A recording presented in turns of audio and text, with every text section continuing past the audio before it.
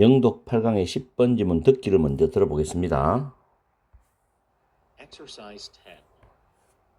Risk plays an interesting role in terms of creative practice.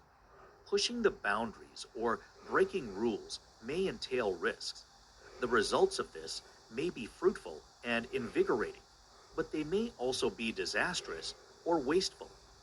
Flirting with risk means that the outcome is not guaranteed, but also that aspirations go beyond the known and familiar, beyond the standard. This pushing of boundaries takes place at many different levels, from the production of single objects to a broader kind of experimentation with materials themselves, and it may therefore be identified as a mainstay of creativity at the everyday level. This kind of creative risk is illustrated by the comments made by a modern-day potter when confronted with a copy of the scarp-selling vessel. Usually considered the most beautiful and outstanding Neolithic vessel found in Denmark. In describing the vessel's qualities, she said its shape was vibrating. Asked to specify what she meant, she explained that the Neolithic potter had pushed the shape to its utmost, to just before it would collapse. 법법 문제지만 문법을 추가적으로 밑줄 유형과 같이 설명하겠습니다. 첫 번째 줄의 뒤에 두 번째 문장 pushing이 동명사로 주어고 or 다음에 1번 밑줄이 breaking 동명사 주어입니다. 동명사의 병렬 문제지요. and but or 등위 접속사 다음에 밑줄이 꺼져 있으면 병렬 문제라고 생각하시고 해석을 해서 문법적인 병렬 구조를 찾아내야 됩니다. 다음에 세 번째 줄에 보면 flirt with 뭐뭇의 위험을 무릅쓰다란 뜻이죠. 역시 동명사 주어입니다. 그래서 means라는 동사 s 붙고 mean은 의미하다라는 뜻으로서 접속사 대시 올 수가 있어요. 이 대신 생략도 가능합니다. 타동사 뒤에 접속사 대 생략 가능합니다. 그 다음에 the outcome is not guaranteed. B 플러스 PP죠. 그리고 but also인데 2번의 밑줄은 앞에 나왔던 대절과 병렬 구조입니다. 그래서 that도 접속사입니다. 뒤에 문장 완전한 구조고 the known and familiar 알려져 있는 것, 익숙한 것이란 뜻이죠. the 플러스 형용사가 추상명사의 의미를 가집니다. 그 다음에 다섯 번째 줄 중간에 보면 take place 있죠. 일어나다 발생하다. 자동사적 특성을 가지고 있죠. 그래서 수동태가 불가능합니다. is taken place. 절대 쓰면 안 됩니다. 그 다음 뒤쪽에 from A to B 구조인데 ASB까지의 구조입니다. 그리고 여섯 번째 줄 마지막 단어가 materials themselves인데 제귀대명사는 앞에 있는 materials를 강조하는 용법입니다.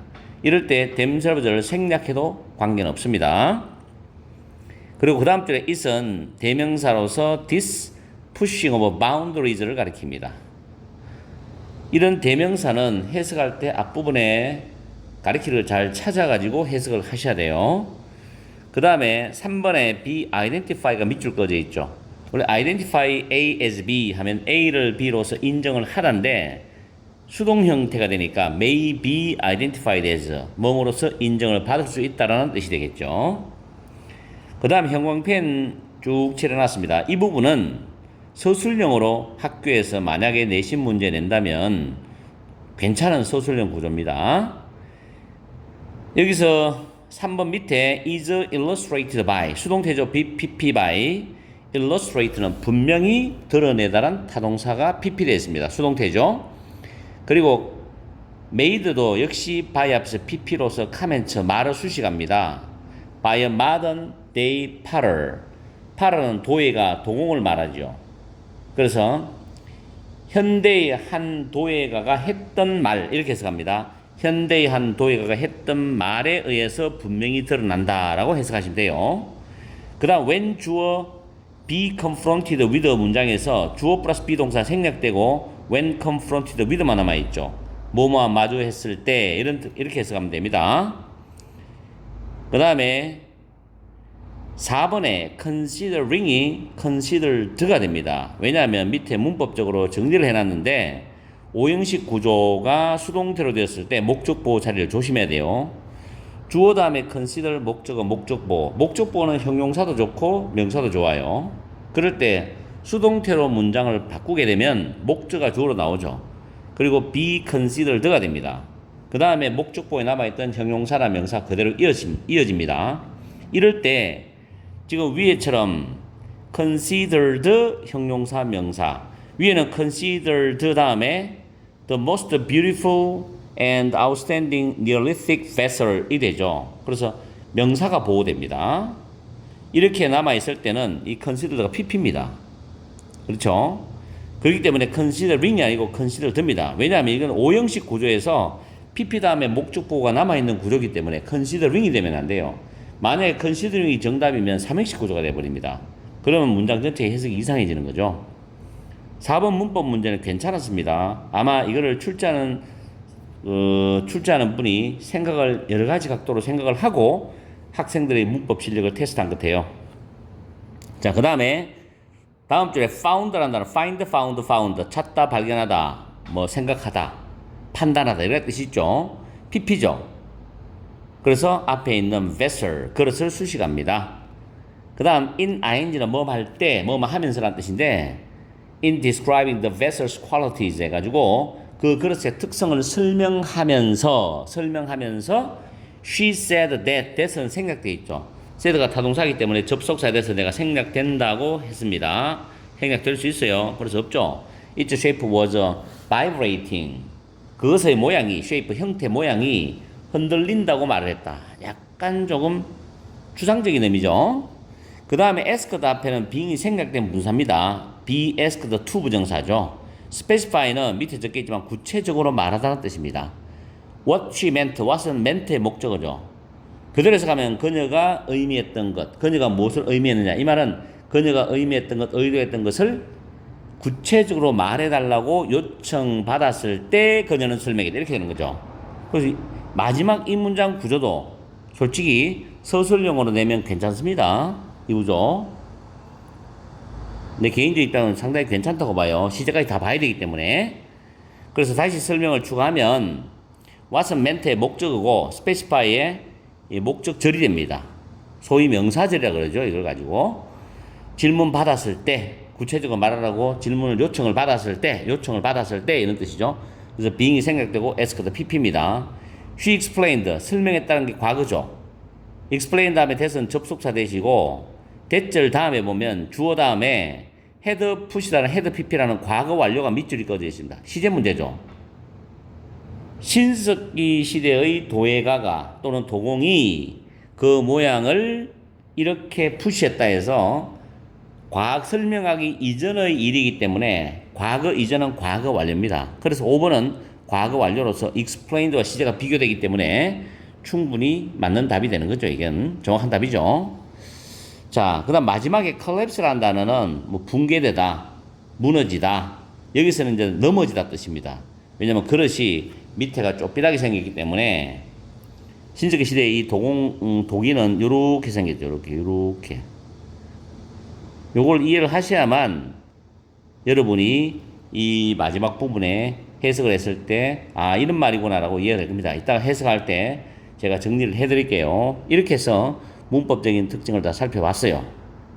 자, 그리고 우리는 이 독해가 쉬운 독해는 아니에요. 그렇다고 뭐 굉장히 고난도 독해도 아니고 그냥 중상 정도의 독해인데 중심적 내용이 창조적 실천에서 감수하게 되는 모험이 됩니다.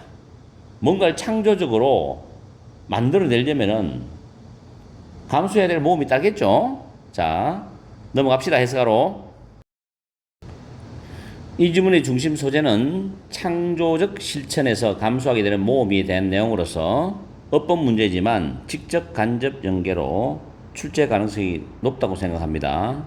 물론 내가 영독을 선별해서 지문을 강의를 해드리지만 그 중에서도 더욱더 출제 가능성이 높은 지문도 있기 때문에 그런 지문들은 여러 가지 강의 중에서도 좀 신경 써가지고 여러분들이 공부를 해야 됩니다. 자, 해석을 들어가 보면 첫 번째 문장에서 risk는 모험이죠. 모험은 plays an interesting role in terms of creative practice입니다. in terms of가 뭐뭐의 측면에서니까 창의적인 실천의 측면에서 흥미로운 역할을 한답니다. 창의적인 실천의 측면에서 흥미로운 역할을 하는 게 모험이야. 그 창의적인 실천을 하려면 모험을 감수해야 된다는 거지. 그렇지 않고는 창의적인 실천을 할 수가 없다 이 말이지. push the boundaries, 바운더리가 경계인데 경계를 밀어서 넘어가는 거니까 기존의 틀을 벗어나는 것, 즉 창의적인 세계로 들어가는 거죠. 이렇게 하는 것 또는 breaking rules, 이미 정해져 있는 룰, 규칙을 깨는 거니까 위반하는 것. 이것은 may entail은 수반하다라는 단어입니다. risks, 모험을 수반할 수도 있다는 거. 그렇죠. 안정된 틀, 기준, 규칙 이걸 지키면 편안한데 그걸 깨고 벗어난다는 건 당연히 모험을 수반할 수 있지. The result of this, 이것의 결과들은 may be 추측이잖아. 그래서 fruitful, 결실을 맺는, 그러니까 생산적일 수도 있고 결실을 맺을 수도 있고 and니까 같은 뉘앙스로 가야 돼요. invigorating, 활기를 복돋을 수도 있어요.